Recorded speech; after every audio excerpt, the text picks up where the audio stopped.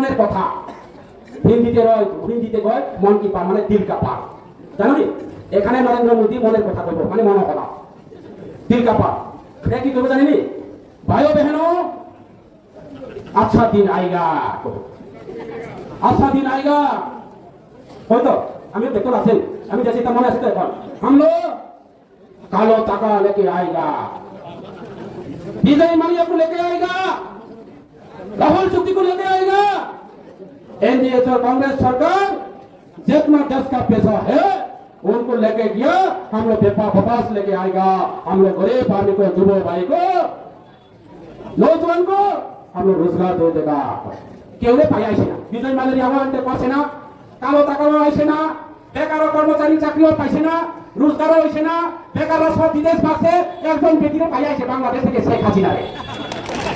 এ কয় জয় শ্রীরাম, কয় জয় শ্রীরাম বলে বিহারের বুলোর দুই তিনটা মসজিদের ভিতরে ঢুকে যায়, মানে এটা প্রসাদ দিয়া গেছে, মানে জয় শ্রীরামের প্রসাদ এখানে মসজিদের মধ্যে দিয়া যায়। আর জয় শ্রীরাম এখন কয় আরেকবার বলে এখানে গিয়া গুণ আকিয়া মজা করে তিল মারিয়া যায়। এটা হচ্ছে ভারতীয় জনতা পার্টির চরিত্র।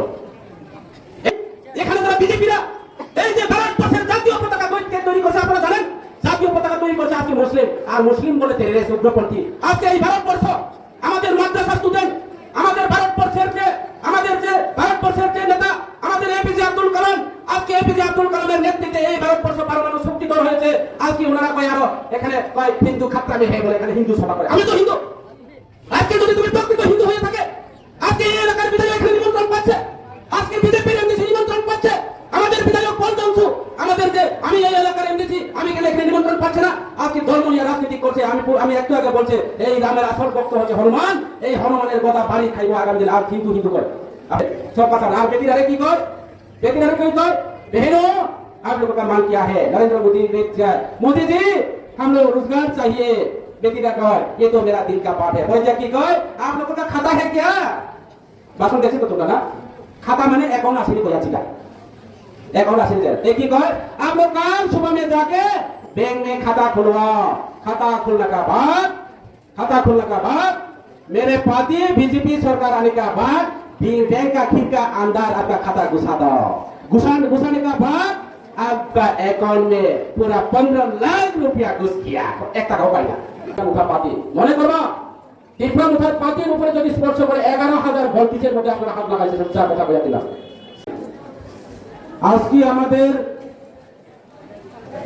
ত্রিপুরা তীব্র মাদানয় ত্রিপুরা রাজ্যের সমস্ত জাতি সম্প্রদায়ের ইউনিটি থানসা পার্টি, থানসা মানে ইউনিটি, থানসা মানে ইকুয়ালিটি, সমস্ত এদেশি এলাকাতে পাহাড়ি, বাঙালি, হিন্দু, খ্রিস্টান, জৈন, মুসলিম আমাদের এই পার্টিতে থাকতে পারে।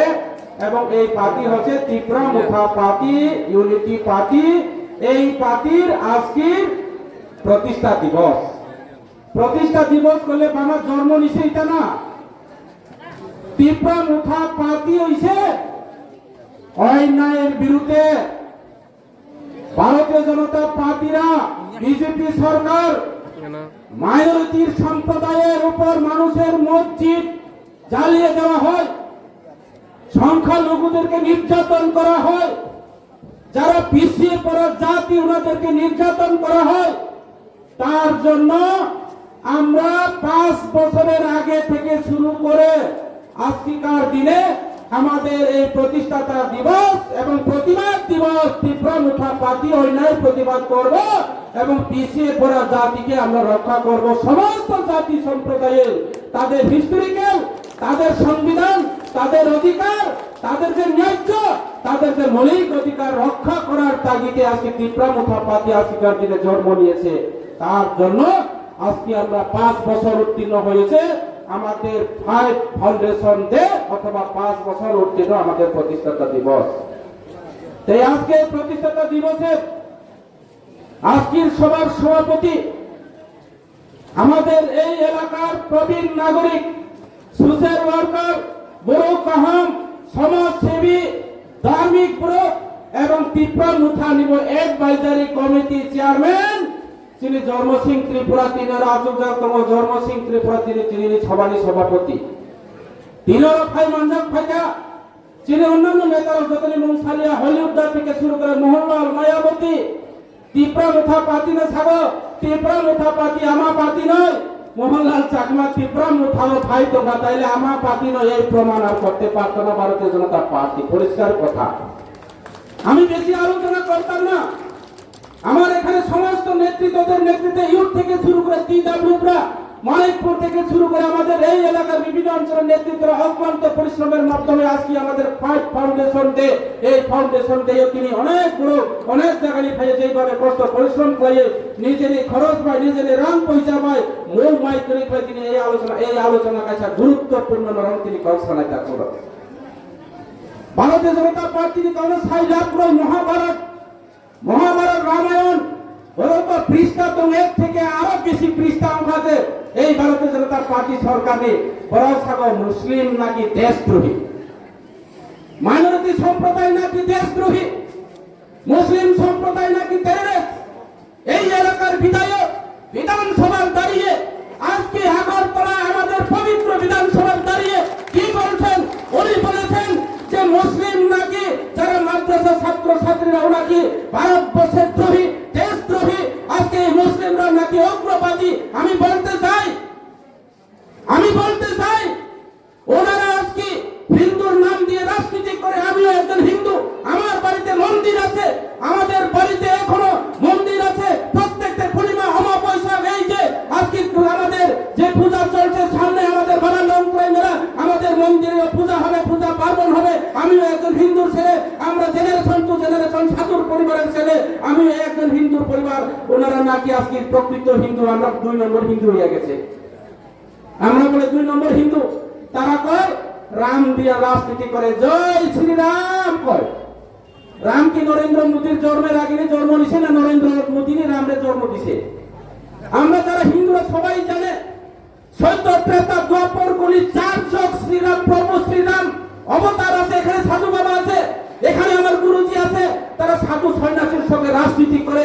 আমার এই মন্দিরের গুরুজিকে প্রত্যেক বিজেপির সবার মধ্যে এখানে দাঁড়িয়ে আমার গুরুজিকে পদত্যাগ বিজেপির উত্তর দিয়ে আমার গুরুজিও কয় ভারত মাতা কি জয়, কইলে গুরুজিও কয় ভারত মাতা কি জয়, বিজেপি জিন্দাবাদ।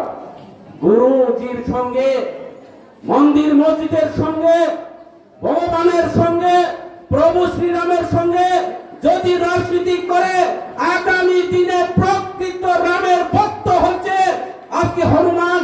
এই বিজেপির আগামী এডিসি নির্বাচনে, আগামী বিধানসভা নির্বাচনে এই যে হনুমানের কথা বাড়ি খাচ্ছে, এই পাবলিকরা বিজেপির মাথায় বাড়ি দেবে। শুধু তিপ্রা মুথার সিম্বলের মধ্যে মহারাজের এপিএম মেশিনের মধ্যে যোগ্য জবাব দিবে, সেটা নিশ্চিত। যতই বলুক না কেন এই এলাকার বিধায়ক, ওদের এই এলাকার রাস্তাঘাট নাই, জলের ব্যবস্থা নাই, আমাদের মাইনরিটি সম্প্রদায়ের অনীতি সে তার খবর রাখে না। কার সঙ্গে কি হচ্ছে, কার বাড়িতে কয়জন বিধবা মেয়ে আছে, তার বিষয় নিয়ে আজকে তার আলোচনা। আসলে আমার মোহনলাল বাবু বলেছেন অহংকার হয়েছে।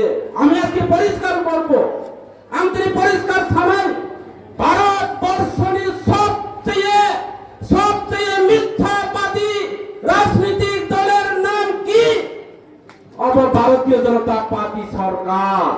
ভারতবর্ষের সবচেয়ে মিথ্যাবাদীর নেতাকে ভারতবর্ষের প্রধানমন্ত্রী, ভারতবর্ষের সবচেয়ে নারী পাচারকারী,